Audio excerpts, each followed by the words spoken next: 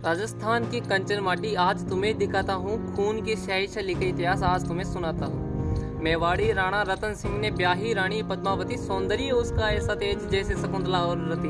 उस सुंदर रूप की तीव्र लालसा बसी खिलजी के मन में। जब रानी को आभास हुआ तो आग लगी फिर तन में। आक्रांता बना था खिलजी, किया मेवाड़ पर हमला। बोला मेवाड़ी रतन सिंह का भेज दो वो बोला।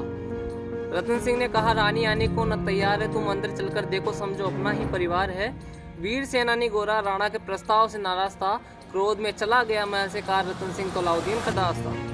राणा ने बिना रोका उसे बोला उसे जाने दो, रानी तुम तैयार हो जाओ, अंदर अलाउद्दीन को आने दो।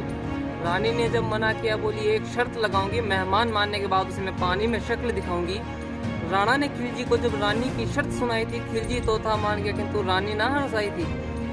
राणा ने कहा मेहमान पर तनिक आंच न आएगी, तुम संग 2 सैनिक चलेंगे, पूरी सेना साथ न जाएगी। खिलजी ने स्वीकार किया, कहा यह भी शर्त मानता हूँ, पूरी सेना न आएगी किंतु 2 तो साथ लाता हूँ।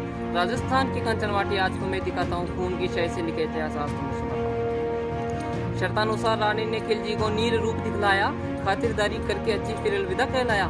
खिलजी ने चाल चली, कहा राणा को मेहमान बनाऊंगा, जैसे मैं आया था वैसे इनको भी बुलवाऊंगा। राणा ने भी मान लिया और संग 2 सैनिक ले गया, लेकिन खिलजी चल से राणा को दिल्ली कैद में ले गया। रानी को जब पता चला तो लगी सेनानी गोरा को ढूंढने, चारों तरफ की भटक रही और लगी इधर उधर पूछने। जंगल में मिला सेनानी, बोली भाई मानती हूँ तुझे, भाई तनिक क्रोध न करना, बचा लो मेवाड़ और मुझे। रानी की करुण पुकार से गोरा का दिल दहल गया और रानी के संगी गोरा मेवाड़ में था पहुंच गया। गोरा के भतीजे बादल थे वे भी वीर सेनानी। गोरा बोले बेटा डरना नहीं, अब देनी है कुर्बानी। फिर बोले गोरा आजा लग जा सीने से, जब बात शान की आई है तो बेहतर है मरना जीने से। सूझबूझ से दोनों ने खिलजी को पैगाम पहुंचाया, तुम रतन सिंह को छोड़ दो, मैं पद्मिनी लेकर आया, किंतु एक शर्त रानी की मानो तो मैं बताता हूँ, रानी की डोली संग सभी सखी डोलियां लाता हूँ। खिलजी ने स्वीकार किया, कहा यह भी शर्त मानता हूँ, अब रानी पद्मिनी को भेजो, मैं रतन सिंह को लाता हूँ। राजस्थान की कंचन माटी आज तुम्हें दिखाता हूँ, खून की स्याही से लिखे इतिहास आज तुम्हें सुनाता हूँ। फिर से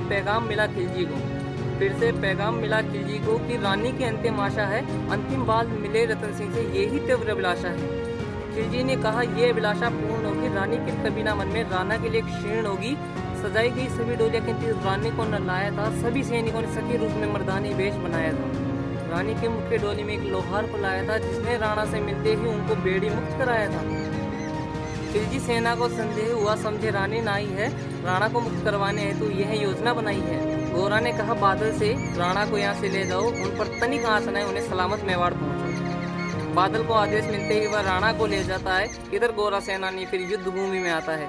गोरा ने लिया प्रण, खिलजी सेना को मात दिखाता हूँ, तुम राणा को सलामत पहुंचाओ, मैं खिलजी को मार गिराता हूँ। राजस्थान की कंचन माटी आज तुम्हें दिखाता हूँ, खून की स्याही से लिखी इतिहास आज तुम्हें सुनाता हूँ।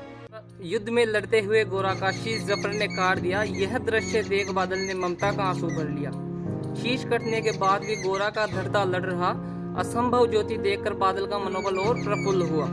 राणा का सलामत पहुंचाने पर बादल युद्ध भूमि में आया, क्षण भर में सैकड़ों सैनिकों को बादल ने मार गिराया।